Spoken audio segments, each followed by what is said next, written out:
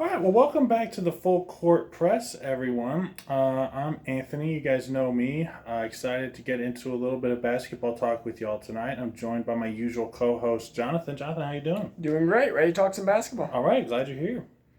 So, the first thing I want to get into with everyone here is talking about the All-Star lineups. Now, the reserves got announced last week, and the first thing we want to get into, we just want to highlight a couple players that we think have stood out to us this season. So, Jonathan, I'm going to defer to you. Give me someone who stands out and why.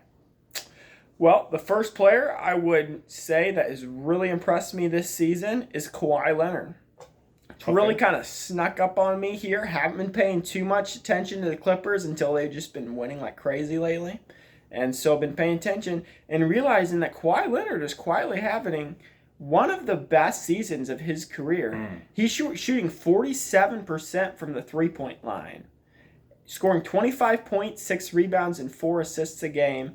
He is just like, he's playing amazing. It's crazy. This is like his 2018 self coming back, but he's shooting the ball better than he ever has. He's playing great. It's good to see. Good to see. He's still the same defensive player that he used to be when he wants to. He may not do that for 30 minutes a game, but when he needs to, he can be.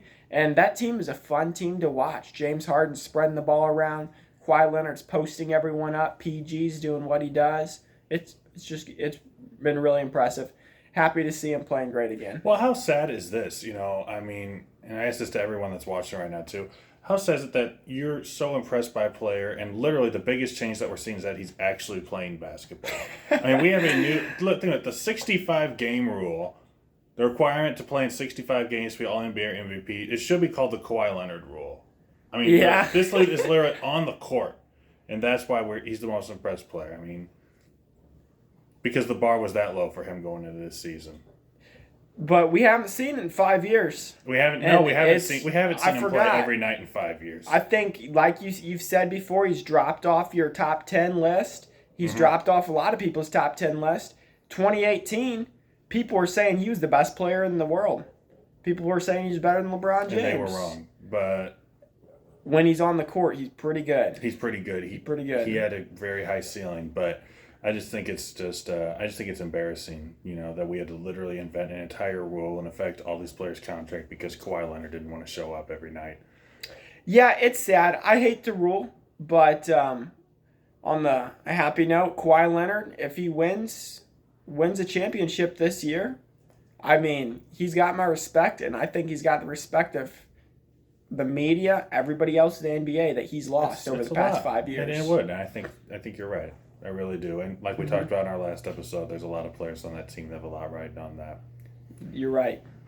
A player that I want to highlight, and he's probably got my MVP vote right now, honestly, is Shai Gilgeous-Alexander. You look what this guy's doing. This man is averaging 31 points, 6.5 assists, and 5.5 rebounds per game on 55% shooting. Oh, my goodness. This is a young team. He has no fellow All-Stars, and he is a contender to be all-defense this season. Someone look at me and explain to me how he is not the most valuable player in basketball right now. He's crazy. I don't see an answer. Yeah. No, he's insane. Like you said, he's putting up those crazy numbers, and you watch him on defense, he comes up with key steals in the last minutes of the game. The dude's a winner. And that whole team's good. It's not just him, but he's leading that team, and they're insane. And, I'm going to line butt you here, and I apologize for that. But I want to shout out a second player here that's really impressed me is LeBron James. Look, I know the wins aren't there, but this is a man who's averaging 25, 7, and 7 on efficiency at 39 years of age. I can't tell you the last time I ever saw that, and it's a beautiful thing. I've loved King James for a long time, and I don't take the privilege for granted, and I don't think you or anyone else watching should, that we get to watch this man play at this level, because one day the season's going to start and he won't be a part of it anymore, and I think we're going to miss him. Yeah, for sure. I think we will, but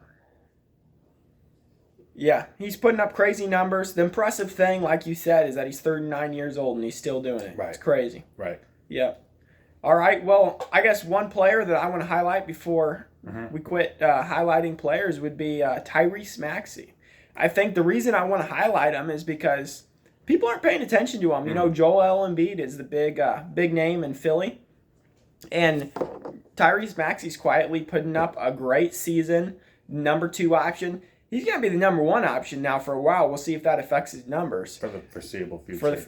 While Joel Embiid's out. See if he can keep that team afloat for Joel to be able to make a return maybe towards the end of the season. We'll see how that goes. But he's putting up 26 points, 4 rebounds, 6.5 assists this season on 45% from the field, which may not be great, but on the high volume that he's doing and leading this team from the point guard position, it's impressive, and he deserves the all-star spot that he's got, and it's good to see a young player just blossoming right now. He's, the way I look at it, he's the kind of story you like to hear about in the NBA. He is a guard who sat behind a star, quietly showed up, did his job for years. Put up numbers. He was dependable, and then when handed the opportunity, he is stepping up more than anyone even expected. You love to see it.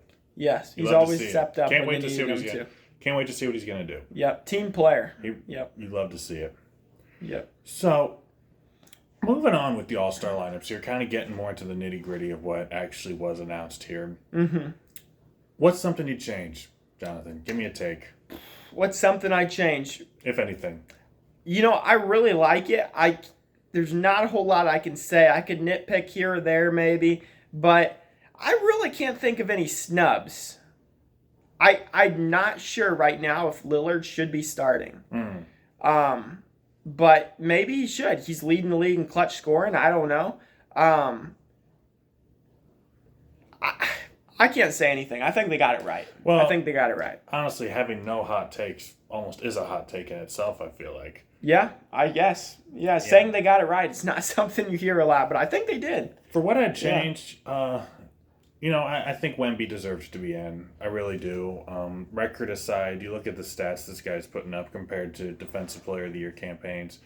Who would we take out? I'm not sure. I considered Anthony Davis, maybe starting Wemby over Anthony Davis, but I don't want to lock that answer in. In the East, he would be a reserve for sure. If we put Victor Wembanyama on the Miami Heat, they're contenders. I mean, he would absolutely be an all-star if he was in the Eastern Conference. But he's not that good yet. He is that good. No. I watched this man. They don't even give him the ball, and he's that good. Yeah, he will be. He's not there yet. He's not a winner. He has to prove that he's a winner. Yeah. Yes. He's not a winner yet, I will say. Give him some time. Give him a point guard next year, and then we'll see if he can rack up some wins. Facts. As far as anything I'd change, I'm kind of with you on this one. I think there might be a little recency bias, but I would have started Donovan Mitchell over Damian Lillard. I mean, they're essentially the same position, but Donovan's stats are superior. Donovan's doing it on a better team. You look at the biggest Achilles heel for Milwaukee is their drop off in defense compared to previous seasons. And I think Damian Lillard's to blame for that. I love that he's a clutch scorer. I love that he gets buckets, but I think Donovan's superior. Yeah. Yeah, one thing on that, I heard someone say that Drew Holiday, when he was on the Bucks team, they'd be up by 10 points usually at the end of games. So they didn't need a clutch score. Now you got Damian Lillard. Now you got a tight game, and you got a guy who is going to do a good job at closing out. Right. And that's really the way it's been all season. Is they are playing a lot of tight games, and they got a clutch scorer who can make those buckets, those tough buckets at the end of games. But if you got a lockdown defender like Drew Holiday, he's not shabby on the offensive end. He's a good, efficient player, good team player, gets the offense moving. I mean, the defense was way better. He was a huge part of that championship run. We'll see how this Milwaukee team shakes up, Yeah. We'll see. We'll see. Speaking of Milwaukee, Doc Rivers is coaching the All-Star game. Yeah. Yeah, I mean, it's crazy. Look at the rules. He earned it, I guess. Yeah, can't use Celtics coach twice in a row. Can't use him twice in a row. No, so okay. Coach of second place gets it. Yeah. How many games has he coached now? 3, 4 games? He's coached 5. 5, that's right. At the time he got selected, it had been 3, though. Right, and 1 and 2. And now they're 1 and 4. Yeah. Yeah, we'll see. Yep. We'll talk about that next time, though. Sure. Give you a little preview here. Yeah. How about Chris Finch? Chris you got anything Finch. to say about him? You know,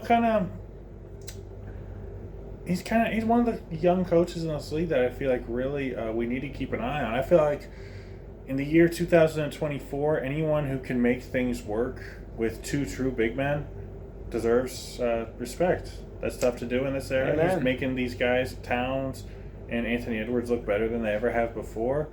And I tip my hat to him.